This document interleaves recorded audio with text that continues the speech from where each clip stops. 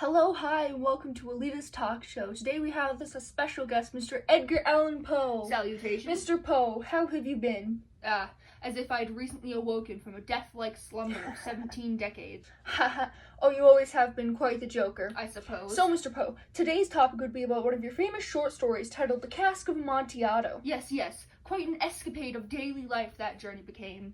Let us start right off the get-go. What exactly inspired the characters in your story, Montresor and Fortunato?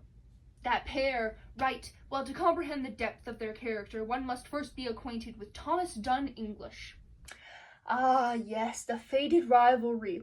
How exactly did this rivalry begin? Well, one day as I was perusing a magazine, I recognized this poem. Quite an extravagant piece of work, I'll tell you. I reached out to the lady Miss Frances Sargent Osgood, author of the magnificent piece. A married woman? What can I say? The women can't resist my charm.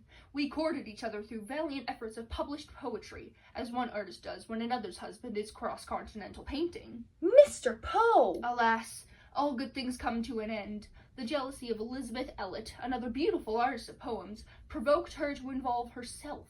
And my, what scandalous letters those were! I had found myself trapped in a love corner between two married ladies. And what happened of it? Thomas Dunn English. He had accused me of imagining the love letter of Elizabeth Elliot for attention. Suppose after your rejection of her, she went out to another man to destroy your reputation. Precisely. Apparently I had offended him whilst I was on my visit to Washington, D.C., and presently both Thomas Dunn English and Elizabeth Elliot had it out for my neck. Wow. But this still doesn't answer the question of what inspired the idea of the Montresor and Fortunato characters. I was just getting to that. After being offended by me, he attempted to use his political power to intervene in one of my imperative government attendings. That little fly, always irritating. Then English published the novel, The Doom of the Drinkers. Such an interesting novel. Interesting to you? To me it was nothing but a mockery. You are familiar with the character Walter Wolfe? Oh, yes. That immature fiend of Mr. English was actually a character of I.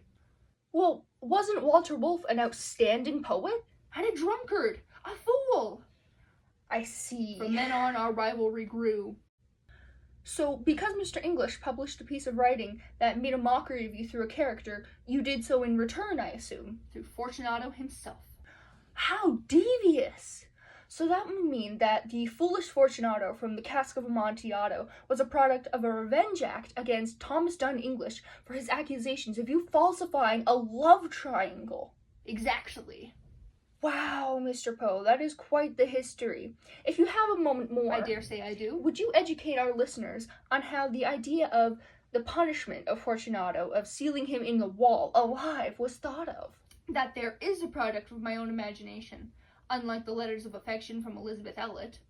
In my time, we didn't have the fancy machinery and devices for health as yourself, so it was not uncommon for victims under comatose to be buried alive, only to be awoken under dirt.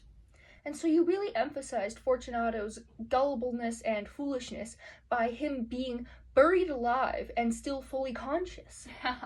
Indeed, that easily manipulatable Fortunato never saw it coming. Well, it was quite the pleasure having you here Of today. course. Come again soon. That would be up to my mortician. Thank you for tuning in to Alita's Talk Show. Come back for more exclusive interviews.